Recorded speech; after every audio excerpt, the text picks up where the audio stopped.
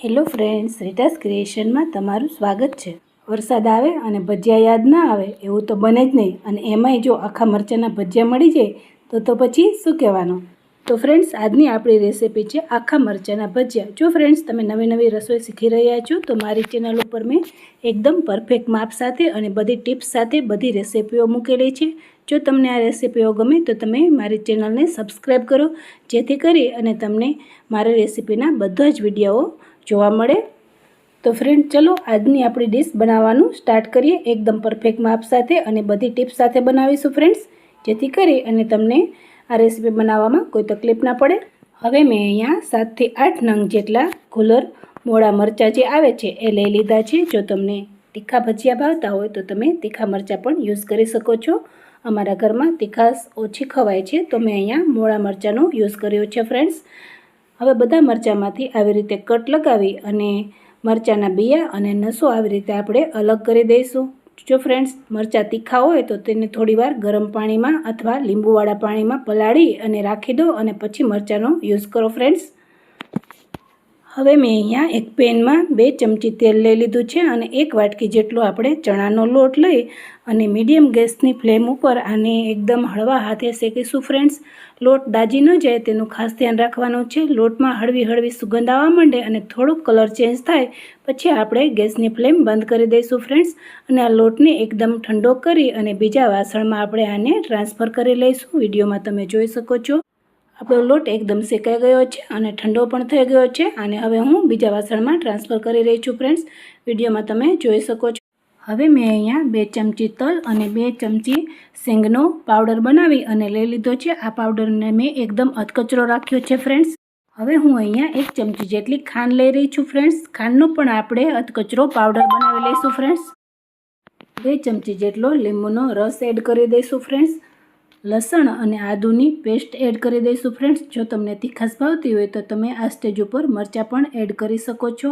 અહીંયા મેં સ્વાદ પ્રમાણે મીઠું લીધું છે અને 1 ચમચી જેટલો આપણે ગરમ મસાલા પાવડર એડ કરીશું। આનો ટેસ્ટ પણ આપણી રેસીપીમાં ખૂબ જ સરસ લાગે છે, તો ચોક્કસથી એડ કરો। ખૂબ બધી કોથમીર નાખી અને હાથોની મદદથી આપણે સરસ રીતે આને મિક્સ કરી લઈશું। જો આ સ્ટેજ ઉપર તમને એમ લાગે કે થોડું આપણું મિશ્રણ કોરું છે તો તમે આમાં તેલનો યુઝ કરી શકો છો। આમાં પાણી બિલકુલ યુઝ નથી કરવાનું। બસ આટલી વસ્તુઓથી જ આપણા મરચાઓ એકદમ ટેસ્ટી બની અને તૈયાર થાય છે। પણ જો તમે ચાહો તો આમાં શેકેલા જીરાનો પાવડર પણ યુઝ કરી શકો છો। હવે આપણો લોટ એકદમ બની અને તૈયાર છે। હવે બધા મરચાઓને આપણે એક પછી એક આવી રીતે સરસ રીતે ભરી લઈશું। વિડીયોમાં તમે જોઈ શકો છો ફ્રેન્ડ્સ, મેં બધા મરચાઓ આવી રીતે ભરી અને તૈયાર કરી લીધા છે। મેં અહીંયા એક બાઉલ લઈ લીધું છે। બાઉલમાં મેં 250 ગ્રામ જેટલો ચણાનો લોટ લઈ લીધો છે ફ્રેન્ડ્સ। આ લોટ આપણે છાશથી બનાવીશું। હા ફ્રેન્ડ, જો તમે કોઈ પણ જાતના ભજીયા બનાવી રહ્યા હોય ત્યારે ભજીયાનો લોટ હંમેશા છાશથી જ બનાવો। છાશથી લોટ બનાવવાથી ભજીયા એકદમ વ્હાઈટ અને પોચા બની અને તૈયાર થાય છે। હવે છાશથી મેં આવી રીતે બધું બેટર બનાવી અને તૈયાર કરી લીધું છે। હવે આપણે આગળની પ્રોસેસ જોઈએ ફ્રેન્ડ્સ। હવે આ બેટરમાં આપણે અડધી ચમચી જેટલા અજમા એડ કરી દઈશું ફ્રેન્ડ્સ। સ્વાદ પ્રમાણે મીઠું એડ કરીશું। 2 ચપટી જેટલો આપણે ખાવાનો સોડા યુઝ કરીશું ફ્રેન્ડ્સ। અડધી ચમચી જેટલી આપણે હિંગ એડ કરીશું ફ્રેન્ડ્સ।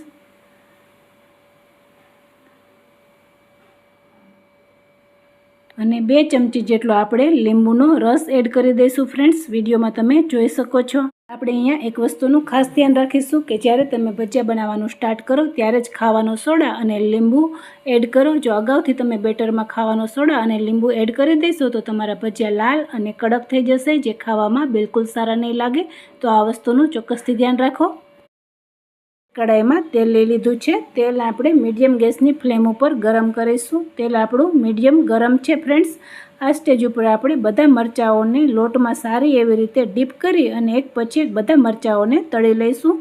વિડીયોમાં તમે જોઈ શકો છો ફ્રેન્ડ્સ। આપણે ગેસની ફ્લેમ એકદમ મીડિયમ રાખીશું ફ્રેન્ડ્સ, જેથી કરી અને બધા મરચાઓ અંદર સુધી શેકાઈ જાય। મરચાંની અંદર ભરેલો મસાલો અંદર સુધી શેકાઈ જાય અને આપણા મરચાઓ એકદમ કાચા ન રહે ફ્રેન્ડ્સ। વિડીયોમાં તમે જોઈ શકો છો આવી રીતે હળવા હાથે આપણે બધા ભજીયાઓને ઉપર નીચે પલટાવતા જઈશું। તો ફ્રેન્ડ્સ, આપણા મરચાઓના ભજીયા બની અને એકદમ તૈયાર છે। વિડીયોમાં તમે જોઈ શકો છો કે કેટલા બધા સરસ લાગી રહ્યા છે।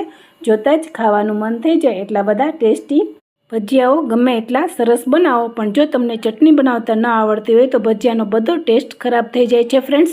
જો ફ્રેન્ડ્સ તમારે આ ચટણીની રેસીપી જોતી હોય તો મારી ચેનલ ઉપર મેથીના ગોટાના ભજીયાવાળા વિડીયોમાં મેં આ રેસીપીને શેર કરેલી છે, તો તમે તે વિડીયો ઉપર જઈ અને આ ચટણીની રેસીપીને જોઈ શકો છો ફ્રેન્ડ્સ. તો ફ્રેન્ડ્સ ખૂબ જ જલ્દી મળીશું આવા યુઝફુલ વિડીયો સાથે. ત્યાં સુધી બધા ફ્રેન્ડ્સને આવજો.